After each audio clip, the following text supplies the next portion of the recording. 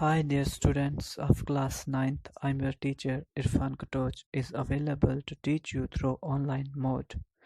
Actually our daily basis classes had suspended on 12th of March 2020. Till then we are unable to communicate.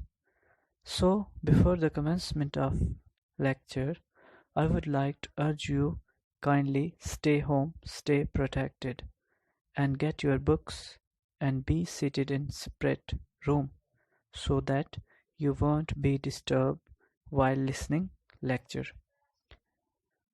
Open your English, page number 9, lesson number 2. Title of lesson is Gulliver in Lilliput. Because your first lesson had been completed before lockdown. Dear student, let's start our lesson. Gulliver in Lilliput, written by Jonathan Swift.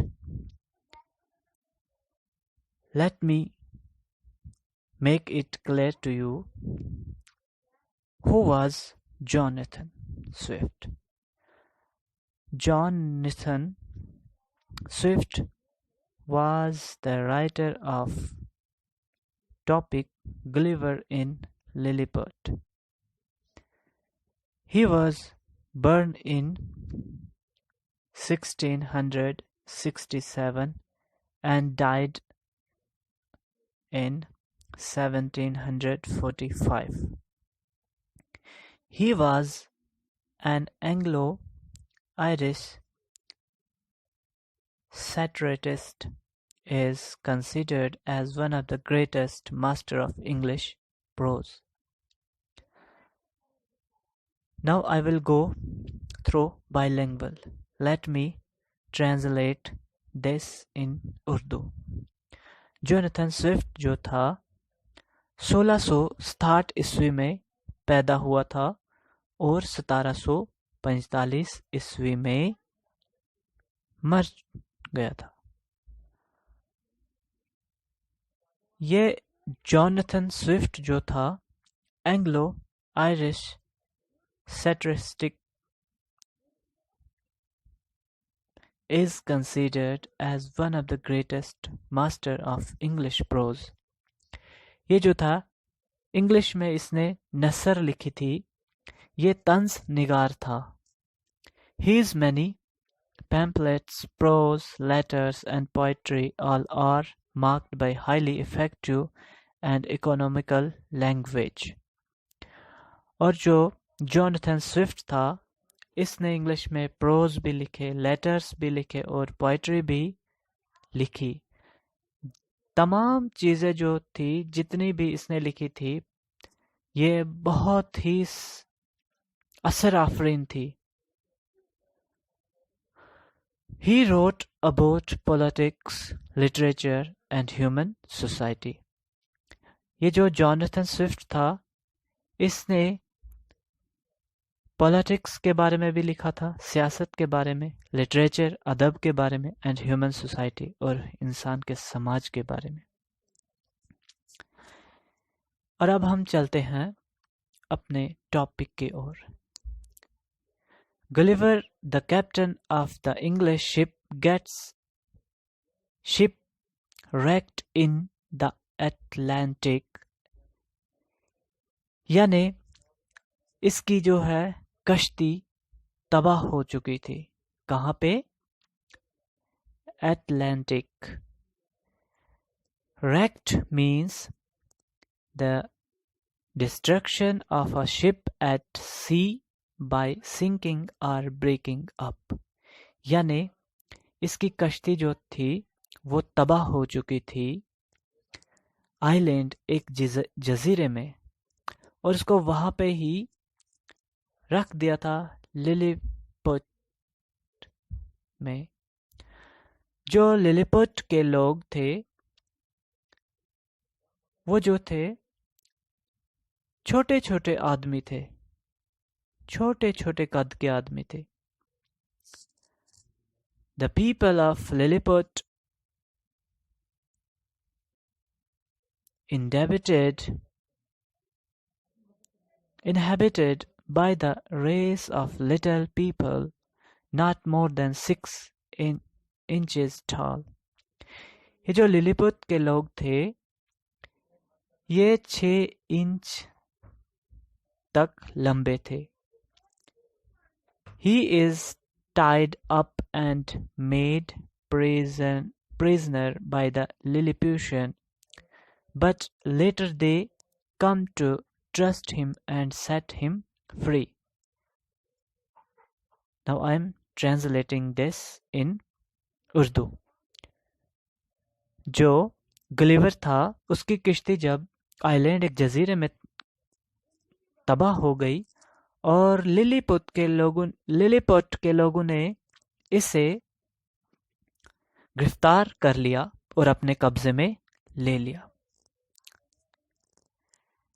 Aahista Aahista Gulliver जो है Lilliput के लोगों का prisoner बन गया यानी गुलाम बन गया.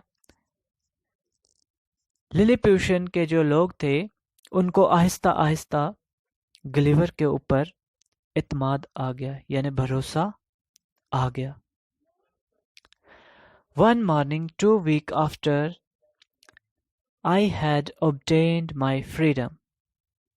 अब यहाँ पे गलिवर कह रहा है एक सुबह का वक्त था 2 हफ्तों के बाद मुझे आज़ादी मिल गई. किससे?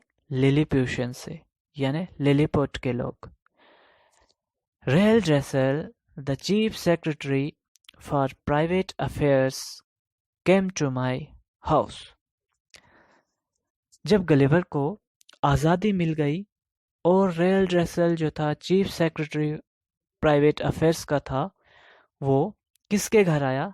गलिवर के घर. Attended only by one servant और इसके साथ सिर्फ एक ही नौकर था. He wanted to have a private conversation with me. Gulliver जो है किसके साथ प्राइवेट कन्वर्सेशन करना चाहता था? रेल ड्रेसल के साथ. Because he had been sent by the emperor to discuss with some important problems of state. यानी उसे बादशाह ने भेजा था कि आप वहाँ पे एक इम्पोर्टेंट बातचीत करो. किसके बारे में? स्टेट की प्रॉब्लम्स के बारे में, परेशानियां जो चल रही थी स्टेट में. I received him with honor and offered to lie down so that he could speak conveniently to me. Gulliver ने जो है रेल ड्रेसल को बड़े अदब व एहतराम के साथ उसका इस्तकबाल किया ताकि रेल ड्रेसल जो है आराम से सुकून से जो है गलिवर के साथ बात करे. But he preferred to let me hold him in my hand during our conversation. रेल ड्रेसल ने जो है इस बात को पसंद किया, तरजीह इस बात को दी गलिवर जब मेरे साथ बात करेगा तो वो मेरे हाथ में रहेगा. क्यों? क्योंकि वो छोटे कद का आदमी था.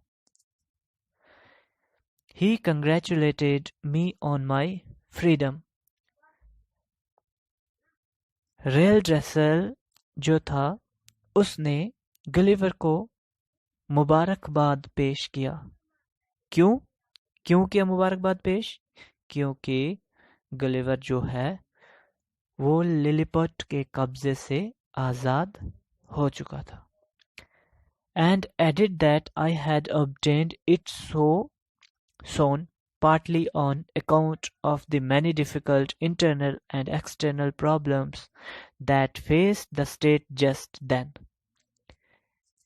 यानी गलिवर को आज़ादी आराम से नहीं मिली थी. उस बेचारे को बहुत सी मुश्किलातों से गुजरना पड़ा और उसके बाद उसे आज़ादी मिली। It was thought that if I was released, I might be of help to the state in solving them. कहा कि मुझे तभी आज़ाद किया जाएगा अगर मैं ये स्टेट का जो प्रॉब्लम है इसका हल ढूंढने में कामयाब हो जाऊं। Reldresel told me that Lilliputian were divided into two parties. Reldresel ने गलिवर को बताया कि लिलीप्यूशन यानी लिलीपोट के लोग तकसीम थे दो पार्टीज में, called high heel and low heel. एक पार्टी हाई हील और दूसरी party low heel. According to the high or low heel of their size of shoes, they were distinguished. They can distinguish one party from the other. वो लोग जो हैं पहचाने जाते थे उनके जूतों के हील यानी एड़ी से। क्यों?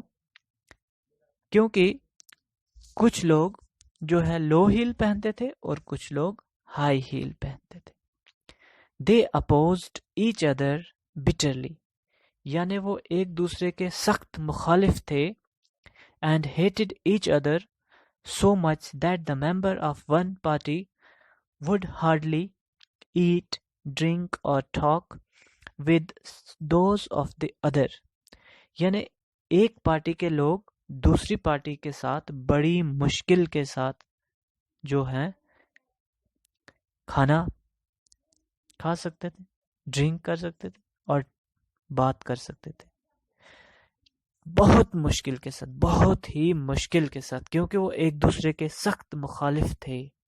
Although the high heels were more numerous, हालांकि जो हाई हील्स के लोग थे यानी ऊंची एड़ी पहनने वाले वो बहुत ज्यादा थे। न्यूमरस यानी न्यूमरस बहुत ज्यादा थे। If something is numerous, it is large in number. अगर कोई भी चीज न्यूमरस हो तो वो उसकी तादाद ज्यादा होती है। His Majesty the Emperor was in the favor of low heel and himself wore low heels only. जो मैजेस्टी एम्परर था, बादशाह था, वो किसके फेवर में था, किसके हक में था? लो हील्स के। क्यों था उनके हक में? क्योंकि वो खुद लो हील्स पहनता था।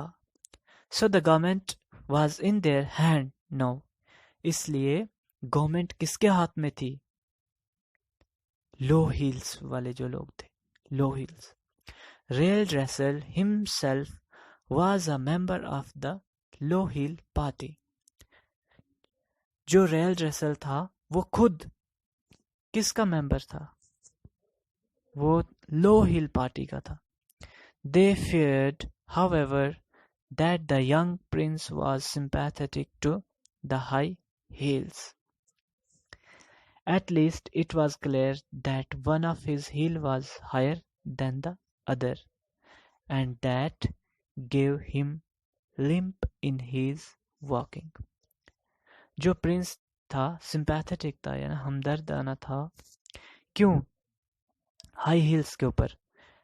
It was clear that one of his यानी प्रिंस की जो एक हील थी, एक ऊंची थी और एक छोटी थी, इसलिए जब वो चलता था तो उसको ऐसे लंगड़ते हुए चलता था, जैसे कि उसको चलने में प्रॉब्लम आ रही थी, क्योंकि उसका एक हील बड़ा था और एक हील छोटा था। तो बच्चों आज का ये टॉपिक यहाँ पे ही ख़त्म होता है। तो नेक्स्ट टॉपिक कल स्टार्ट होगा और उसके बाद क्वेश्चनों के आंसर्स भी आपको मिल जाएंगे। तो मेरी यही गुजारिश है, आप बच्चों से ध्यान लगा के पढ़िए, मन लगा के पढ़िए।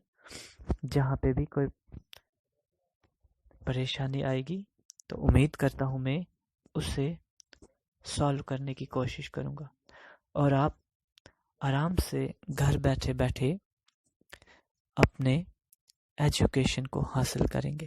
Thank you.